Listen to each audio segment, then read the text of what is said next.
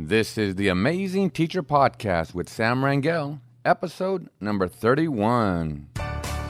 Welcome to the Amazing Teacher Podcast, where we sit down with amazing educators and pick their brains for tips, strategies, and ideas that you can take into your classrooms and be amazing. Now, here's your host, Sam Rangel.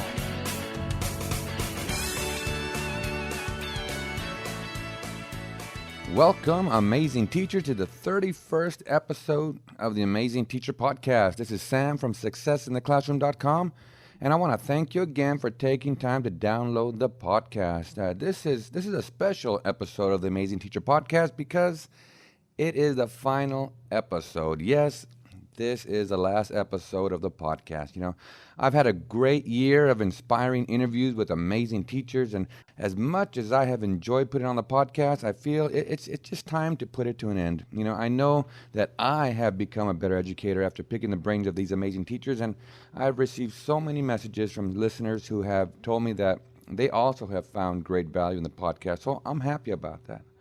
You know, I want to thank all of the subscribers who have supported the podcast by sharing it with your friends and colleagues, and I especially want to thank the 31 amazing guests who have taken time to sit down with me and share their experiences and expertise and their heart and their passion for teaching and love for students.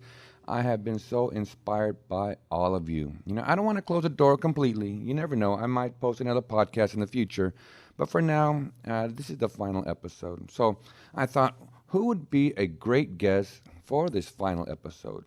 And I thought, you know, why not interview the teacher who actually inspired this podcast?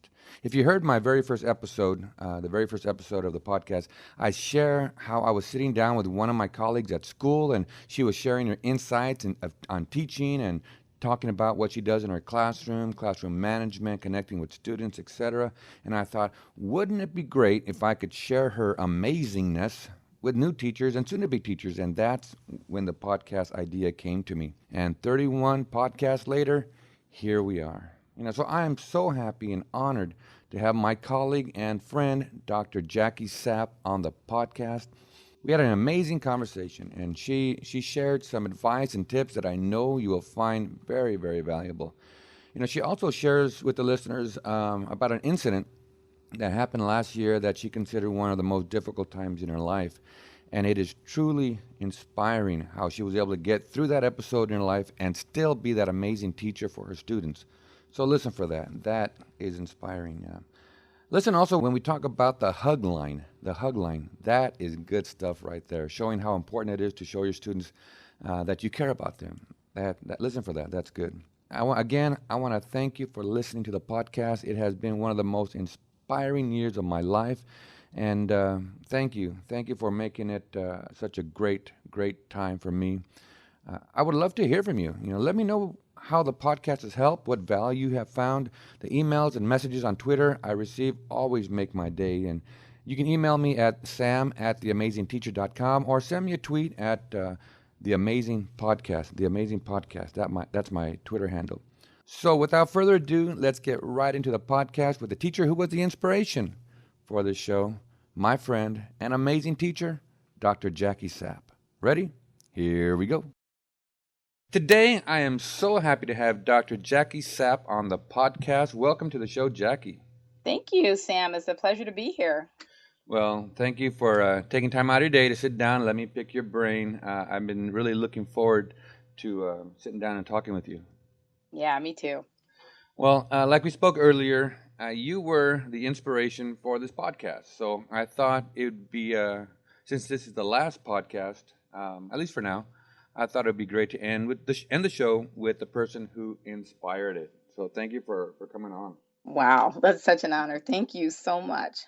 Thank you. And like I mentioned in the very first podcast, I talked about you. I talked about how I was sitting with you one day in my office and just going over some great ideas for new teachers. And I thought this would be awesome to share with, you know, new teachers and soon-to-be teachers. And how could I do that? And that's where the podcast idea came out. And since then, I've talked to such amazing teachers, you know, and I've been so inspired. And I know that this podcast has gone to help new teachers and soon-to-be teachers just get a little head start in their careers. So again, I'm looking forward to this interview because I know you have a lot to share with them as well. Definitely. I think it's a perfect venue to get the word out to new teachers because though it's wonderful, the education programs that are emerging in so many different campuses, a lot of times they don't touch on the real issues, the everyday, day to day issues that new teachers will encounter that would best be served, best be learned by a veteran teacher that might be able to give them some ins and outs. So this is just perfect, a perfect way to introduce that to new teachers. Yeah, great, great. Well, before we begin, can you tell us a little bit about yourself, your teaching career, how you got into teaching, and maybe why you became a teacher? Of course. Well, it's hard to believe, even for me, but I actually got into teaching in 1982, fresh out of college. And I began teaching for Los Angeles Unified School District as a junior high mathematics teacher. Hmm. Very excited about that. And I love teaching math mostly because my father was a mathematics teacher and chemistry major, and I've always tried to emulate him my entire life. But I defected over to language arts later because I just enjoyed the opportunity for students to be able to express themselves more efficiently in the classroom. So I've been teaching for quite a while in different areas of teaching, teaching everything from preschool to college and adult learning as well. Uh, I became a teacher honestly because I just always felt called to do that. Ever Hmm. since I was even a junior high student, looking in an old autograph book, we used to call them like a yearbook. Said, "What do you want to be when you want to grow up?" And at 13 years old, definitively, I knew I wanted to be a teacher, and I still feel the same way today.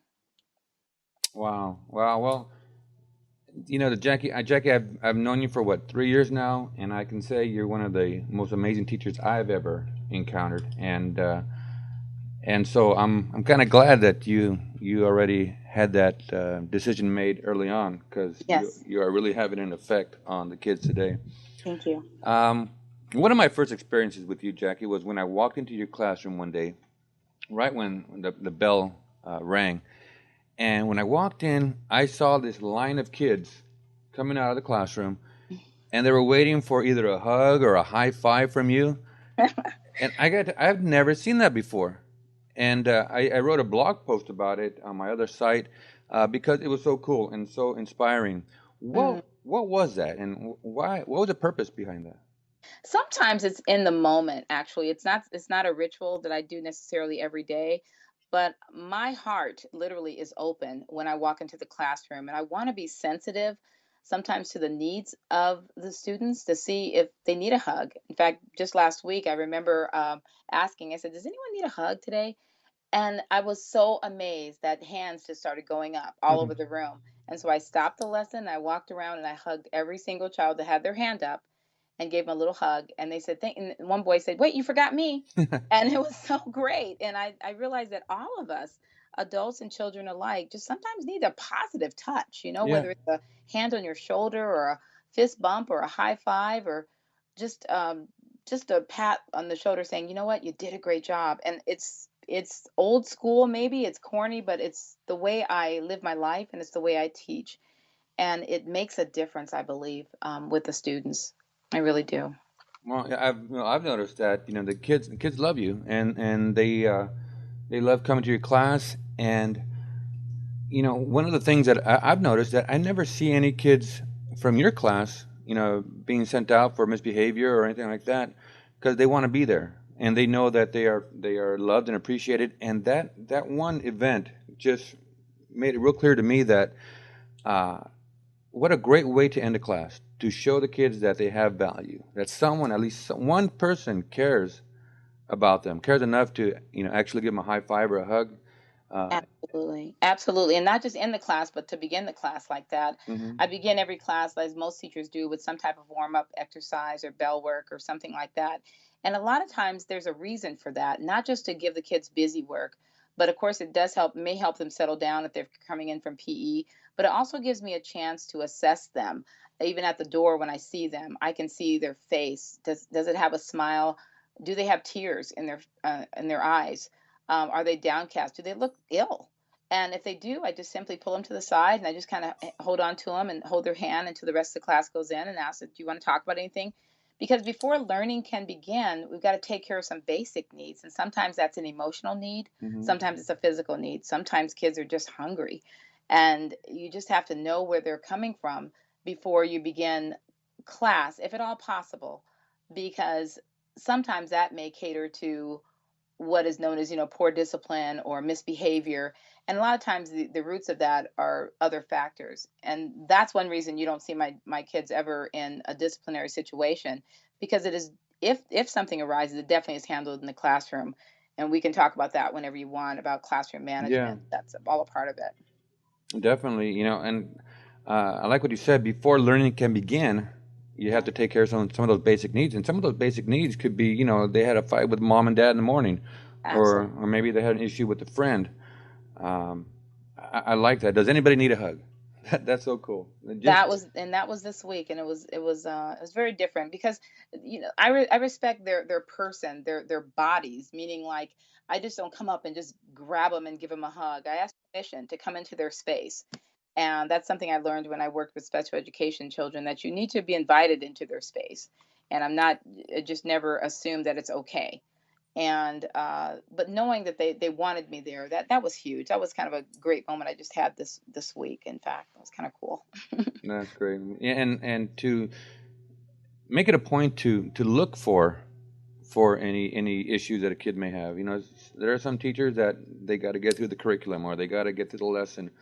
And but I believe amazing teachers like yourself, they look for the to meet the need of the kid first. Absolutely, And absolutely.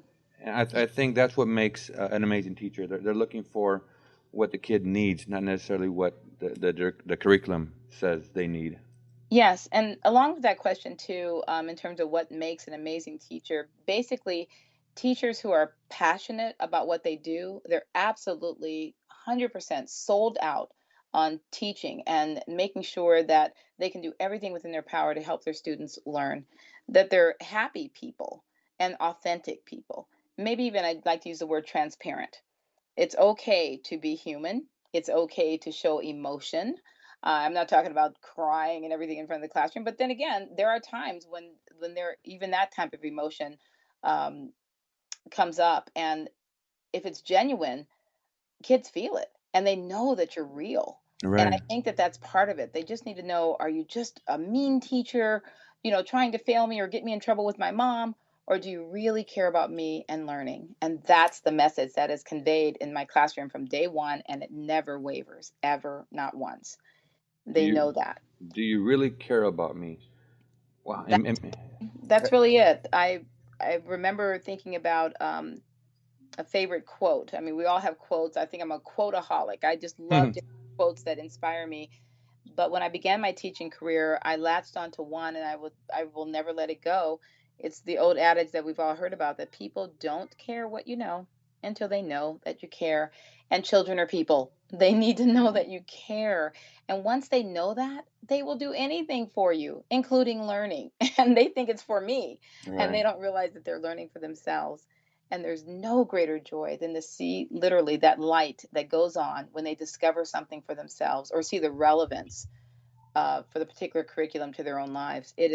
There's nothing better. There's absolutely nothing better. Yeah, that's amazing. They need to know that you care. So true. So true. Jackie, I know we talked about this earlier, and you said it was okay for us to talk about it, but last year was a pretty rough year for you. Yeah, it And was. Mm. and but at the same time, I saw a side of you that was so inspiring. And you want to share what happened last year?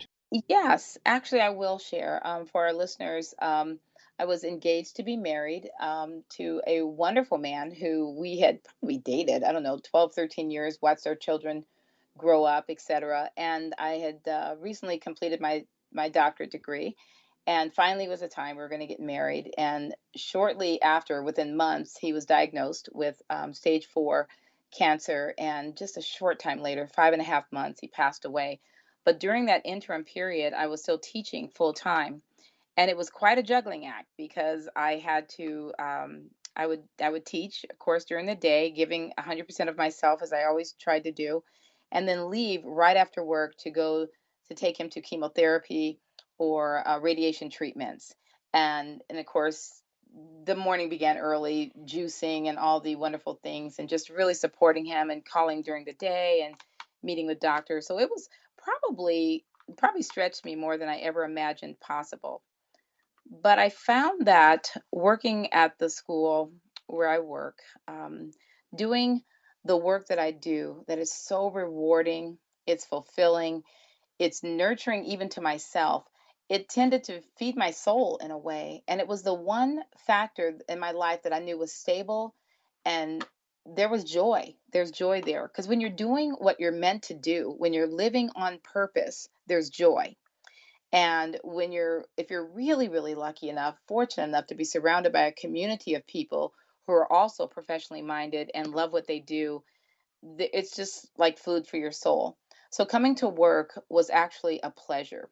In some ways, maybe a respite, because and a boy, to talk about hugs, I would just say, okay, I need a hug, like that. I would go to other teachers, and I'm sure it was in your office more than once, and just getting what I needed to get through the day as well. But the support of colleagues and like-minded professionals was unsurpassed. And I didn't reveal too much to my students. I think it's way too much to tell a child, because they feel so deeply and so sincerely and at soul level.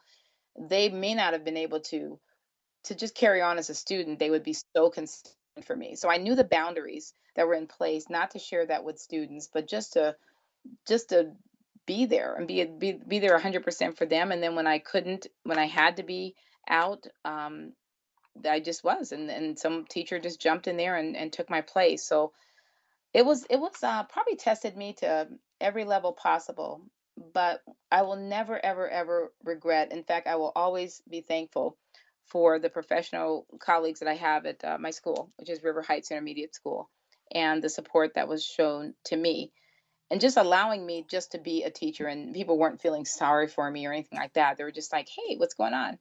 And that I think was my would help me more than anything to get through that rough time. Yeah, well, I got to tell you, Jackie, that I don't think anybody can understand, what you were going through. I know I certainly couldn't.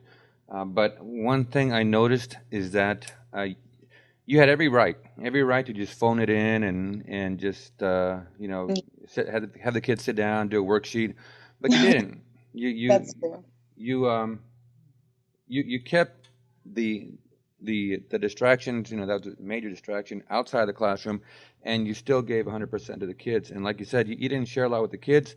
Um, and I know there are teachers out there who bring in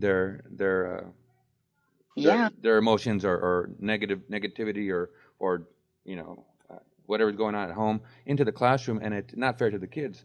it really isn't. It really isn't, Sam. You really nailed that, because all of us as adults have different functions in our life, whether we are a spouse or a parent, a son or a daughter, an employee. We have different roles that we all play. And each of those roles, yes, they do intermingle at some point, but basically they should be held with the highest integrity separately. And my job is that it is my job. And I'm always committed, and I have always been committed to give it 100% while I'm there, and then 100% at home or wherever it leads me. And it's just real important that a teacher keeps the integrity of that classroom intact, and not to allow too many distractions to come and basically interfere with the peace of that classroom. And I do consider it a place, a safe place, a place of peace, a place of community. And I'm very, very careful as to what is allowed even to enter the classroom, whether it's negative emotions or negative behavior. It's a place that is respected, no doubt. Well, again, Jackie, it was truly an inspiration to see you last year, and knowing that you were going through so much and still doing all you could for the kids. So thank you for that, and thank you for sharing that with us. You're welcome. Thank you. No problem. I visited your class about a month ago, maybe, or Yeah, earlier, and you were doing some play or drama based on a book that or a story that you'd read that's right. Hmm. in your textbook, your literature book, and I was so amazed. The kids were so into it, and one of the characters had to wear blue suede shoes.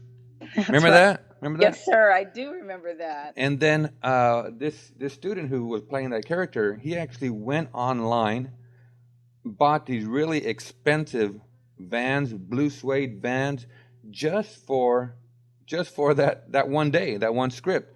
They look good. I'm sure he's wearing them, and regular. But still, the fact that he would take the time to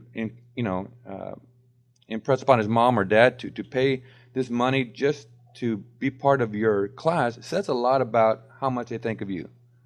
I was very blown away by that too. I have taught that unit for several years, and I've never seen anyone go to that extent to be prepared. Because any props that were needed, I usually furnish them myself. Mm-hmm. I don't want the students paying for anything. And I would, it was a courtroom scene, so I went to the local party store and bought little things for the bailiff, and I used my old college graduation robe for the judge, and a gavel that my father had, and I just kind of brought it all together.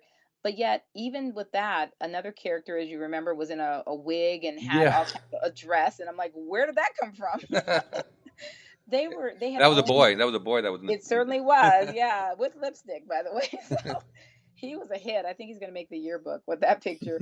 But it was, oh my gosh, so rewarding to see them really own that whole scene. And the purpose of that was to teach persuasive argument, which is a normal part of the eighth grade curriculum.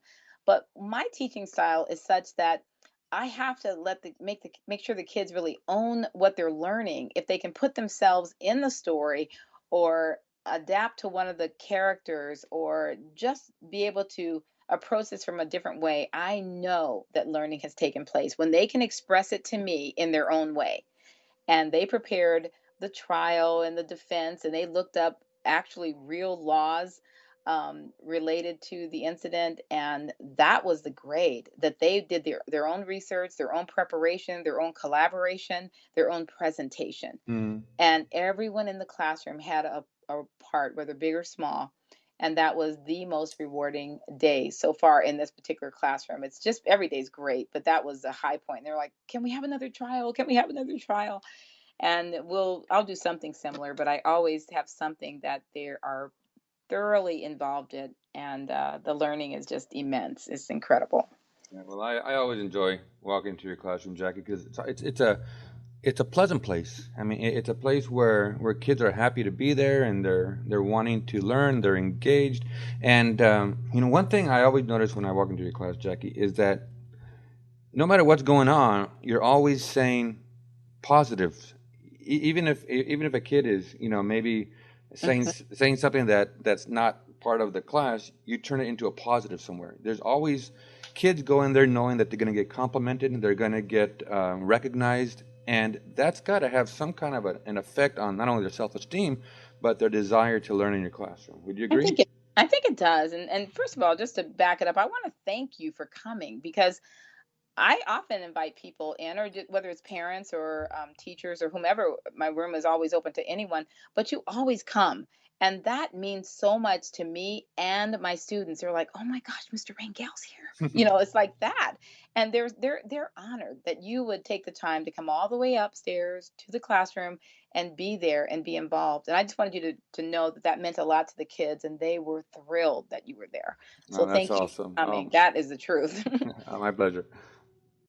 But in terms of the environment of the classroom and creating that positive feeling, it's most definitely. And I'm not saying that the kids are just 100% on point all the time, though the majority of the time they really are. If there is behavior that's distracting, or perceived as negative, there's so many different ways to deal with it. That it's quick, it's concise, it's dealt with. Sometimes it's dealt with humor. Sometimes it's dealt with in a nonverbal way, where I just come next to them and stand next to them and just say, "Hey, what are you doing?" Whatever like that, or just whatever. There's so many different ways to do it that does not embarrass the child or cause shame. I think it's very important that they are not singled out as being this horrible person. It was a behavior that needed to be changed, not the child. So it's really important that number one, that they trust me. They trust that I will never hurt them, embarrass them, um, go off, as they would say, go crazy, and say anything bad or bad words because they know me enough to know that I'm not going to do that. However, they also know boundaries, and they're aware when one has been crossed, and there are different ways to bring them back. But it doesn't happen too often, but when it does, there are different ways to handle that. You know, you're one of those teachers that I think if I had you as a teacher, I would hate to do anything to upset you Ah, because yeah, because uh, that's nice. of the respect and I know that you care for me. The last thing I want to do is mess up that relationship. That I think you've just hit on the number one word in my teaching profession. The most important word is respect. Traditionally, teachers go over their classroom rules at the beginning, especially our new teachers who need to establish rules and protocol, which I definitely support. Kids need to know where the boundaries are. They need to know about the rules of the classroom. But I do it in so many different ways, depending on the year, whatever I feel like at that particular year. But it always comes down to one word. The kids, you can ask any child, I don't need to be there, say, what is the most important rule in Dr. Sapp's class? They will all say, it's respect. Respect for themselves. If you respect yourself, I tell the students, then you will dress appropriately to school. You will make sure that your voices are inside voices and you not let bad words come out of your mouth. If you respect your school, we wouldn't dare spill anything on the carpet or whatever. If you respect your neighbor, and so we go over that. And I said it's all about respect.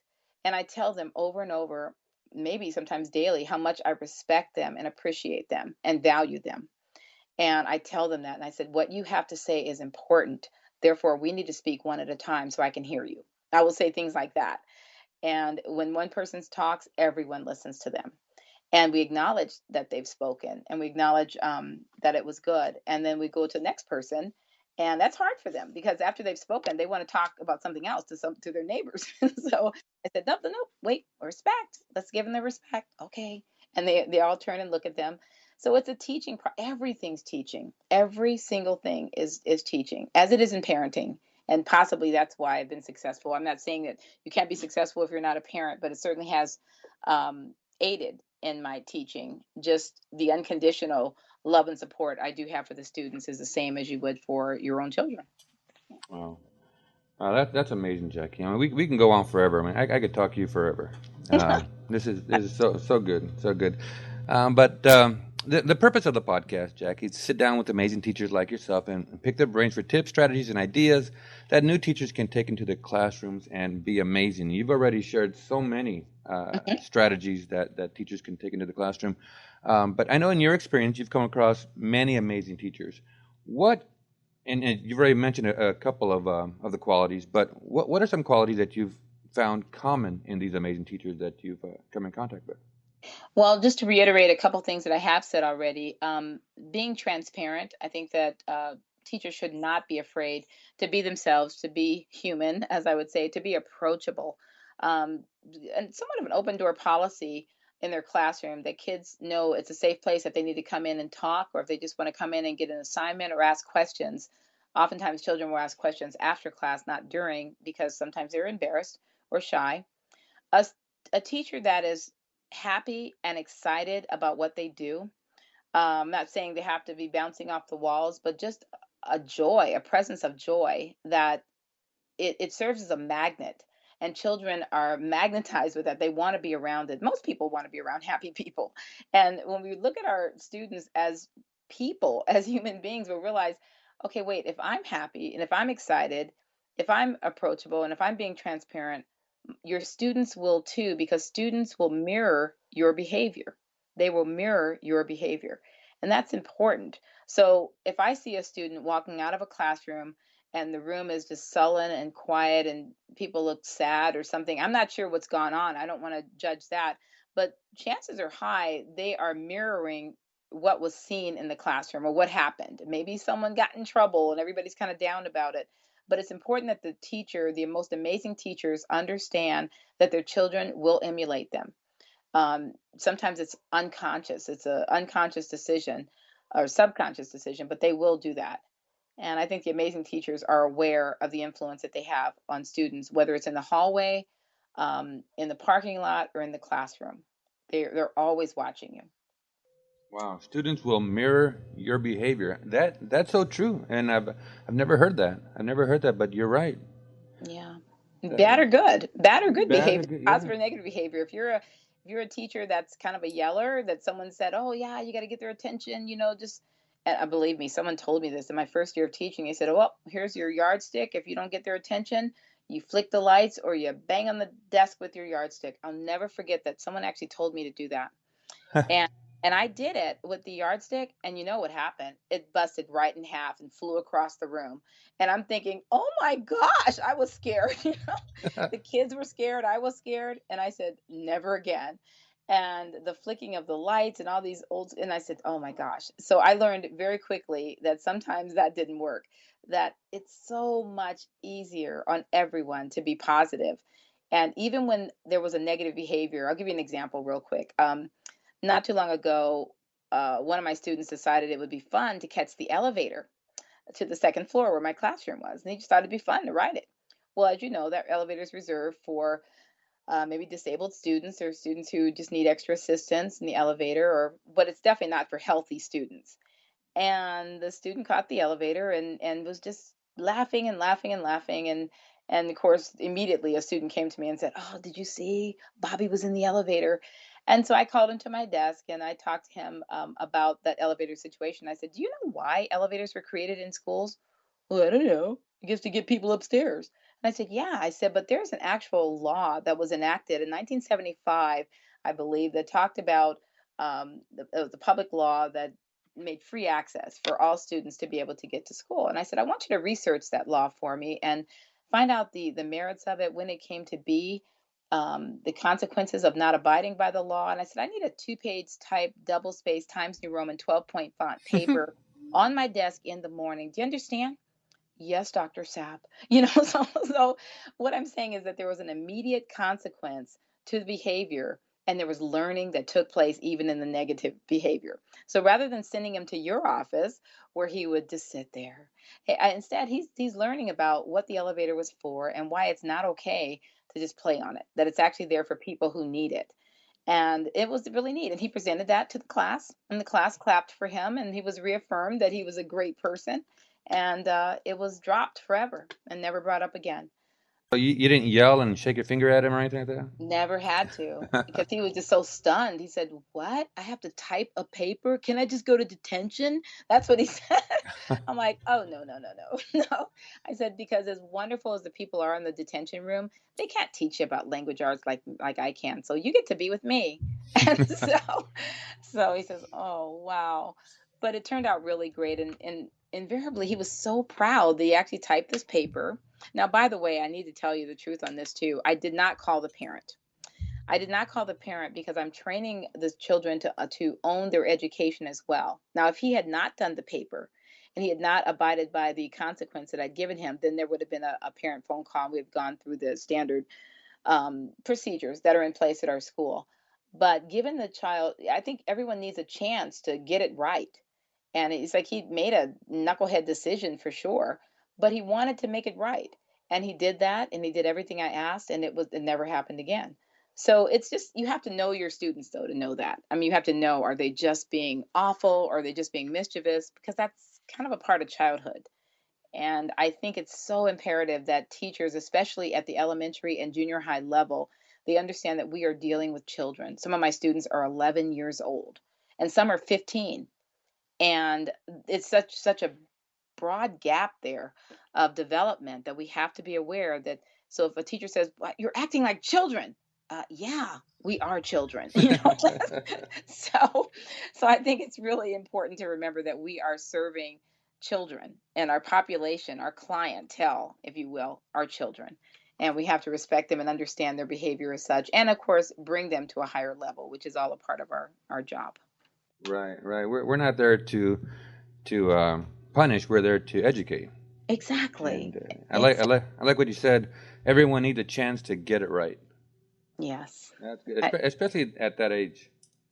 absolutely. And I believe, and I learned actually through my study with my dissertation, that students need an opportunity to get it right, to an opportunity to show what they know. Um, an opportunity to prove themselves as intelligent. And they want that opportunity, but will often recoil if they feel that they don't have the support or understanding of their teacher. The teacher is so paramount to learning. It may seem obvious to say that, but I think we underestimate the power of a teacher.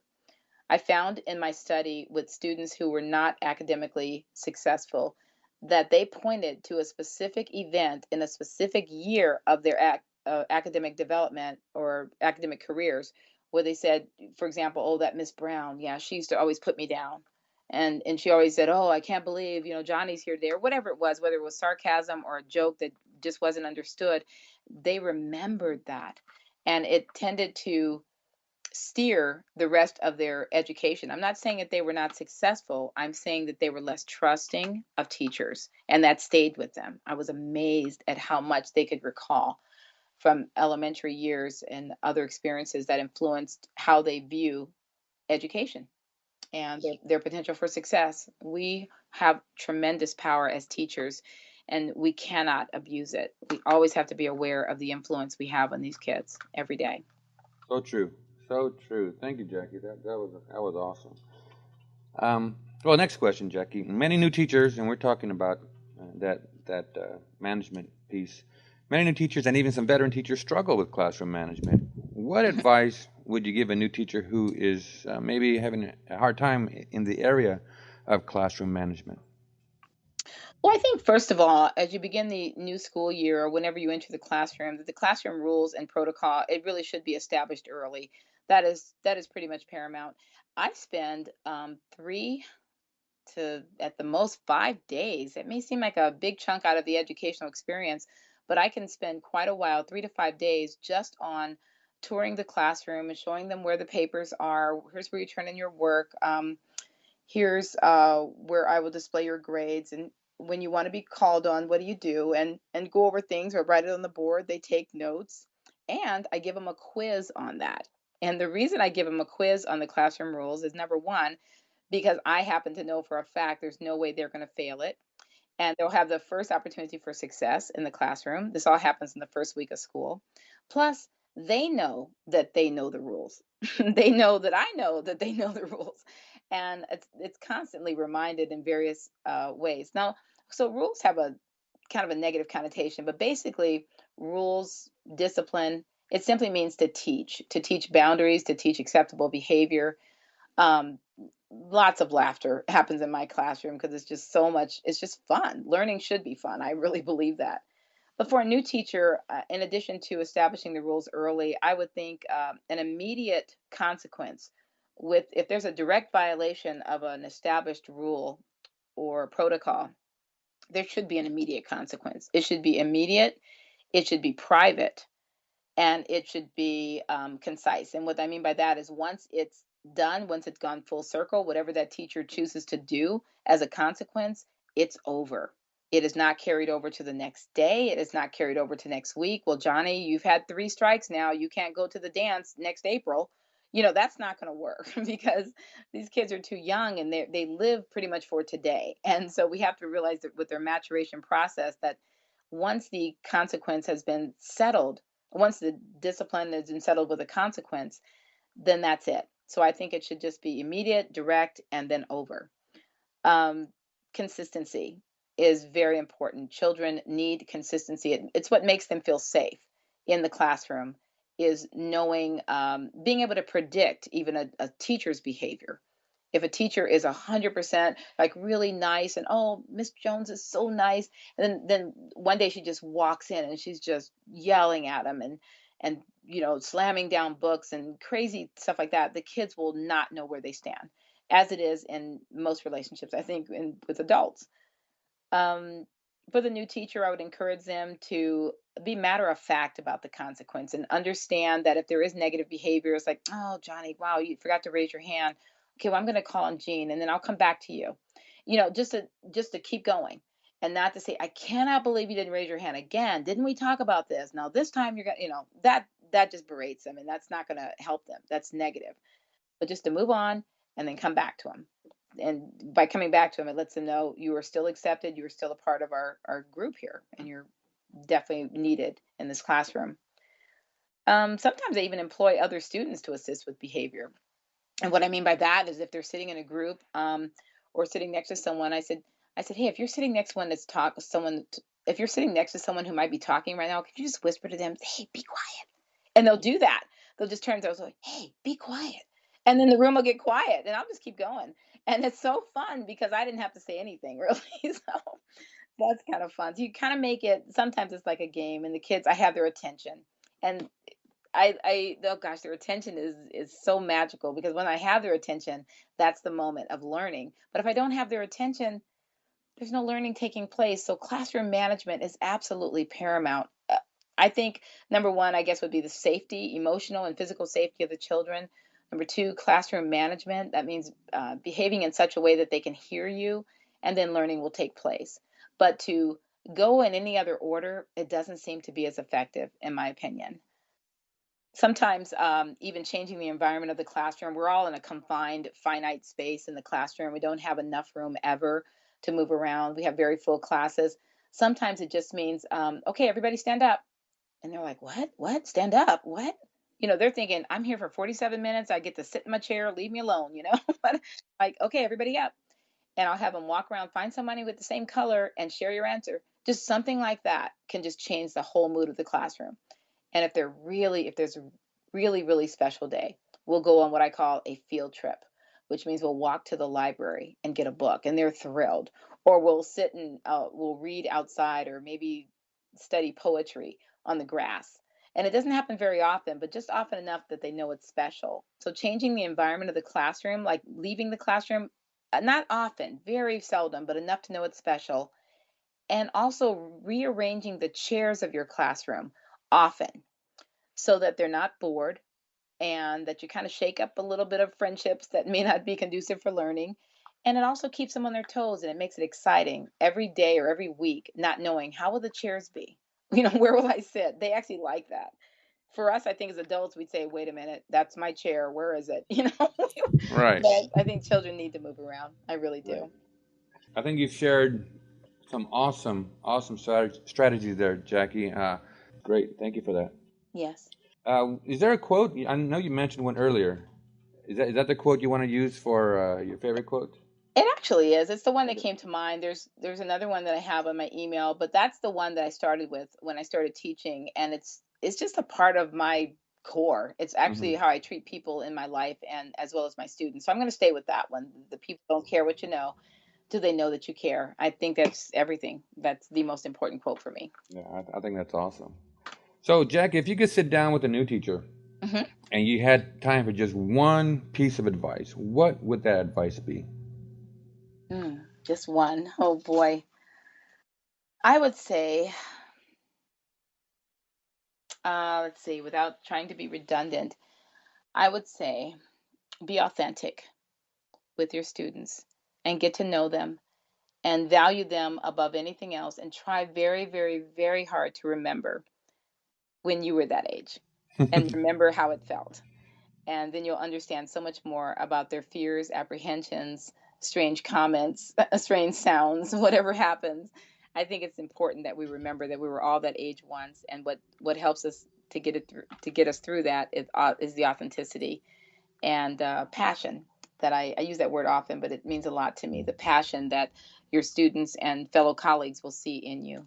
Just be genuine and love what you do because it is a privilege, absolute privilege to be a teacher. Awesome, awesome. Yeah, you talk about remembering what it was like to be that age. A lot of times, teachers, we remember what it was like to be in college, and Yeah, that's our last memory. And we're trying to teach them the way we were being taught in college, and just not the same. And it's true. That's very true. But if you ask many adults who was the teacher that influenced them the most, oftentimes they will go back to junior and senior level classes, like a junior high or senior high, might even be in elementary school. There is always at least one teacher who influenced the students more than anywhere else, and oftentimes that is in their younger years. They may hmm have learned to study and learned to master academia in college, and maybe even relationships in college. But in terms of really light turning on, that switch turning on that said, oh, wow, I can do this. I like this. I even tell them at the beginning of the school year, I said, my goal, you guys, with all of you, is to make sure that you leave this classroom and say, language arts is my favorite subject. And they're like, yeah, right, and they all do. And a lot of that's probably from my background in psychology too, because I have a degree in psychology. But I put out there what I expect to get back, and I expect them to love language arts because I'm going to give them 100% of me every day, and I know they're going to fall in love with the subject, and they're going to boost their confidence in their ability to read, write, listen, and speak, because we do that every day.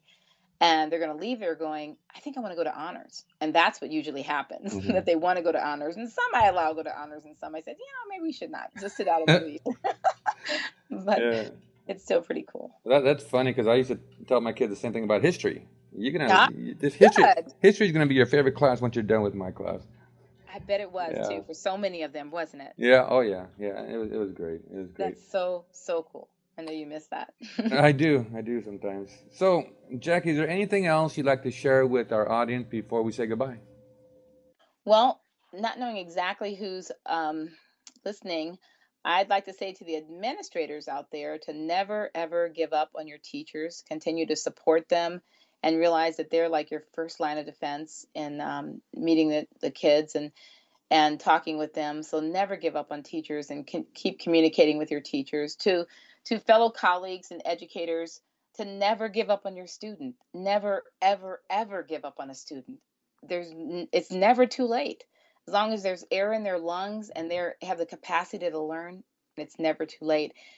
And to parents that may be listening, to never give up on your child. They may not be like their older brother, or they may have remnants of their father who did whatever, but the point is that they're their own person, and they have every opportunity to succeed in life and create a new path and a new journey for their future. So the thing I want to say to everyone who's listening is to never give up on our kids, our schools, our communities, and our families. Wow. What a great way to end our podcast, Jackie, and end the Amazing Teacher podcast, the show. Just never give up. That's awesome. Thank you, Jackie. That was Thank awesome. you. Thank you so much for having me. This has been just a real high point for me of my career, and I will never forget this. And I'm so grateful to be on this podcast. Thank you for creating it. It's done so many things, I'm sure, for so many people, and I do hope that you do it again, because there's so much more to discuss. Oh, thank you, Jackie. Thank you. And who knows what's going to happen in the future? But I'm so happy that you were on. So if people want to say thank you, Jackie, and for your insights, where can they find you? Well, probably the best place right now is actually to write to me at JSAPP, that's JSAPP, at cnusd.k12.ca.us. I do have a company called Premier Coaching, where I do life coaching, and when I write as well as speak professionally on the side, and that website is still under construction.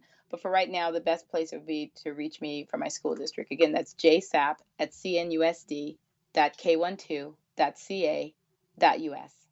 Great. I will definitely put that on the show notes so people can contact you. So thank you again. So Jackie, again, it's been a pleasure once again just hanging out with you for this podcast. Thank you so much for being my guest here. You're welcome. So to the listeners, I know you've received a lot of great information and inspiration in this episode. Now it's up to you to take it back to your classroom and implement what you learned today. So until next time, be amazing. The Amazing Teacher Podcast is brought to you by successintheclassroom.com. Learn more about being an amazing teacher by visiting successintheclassroom.com or theamazingteacher.com.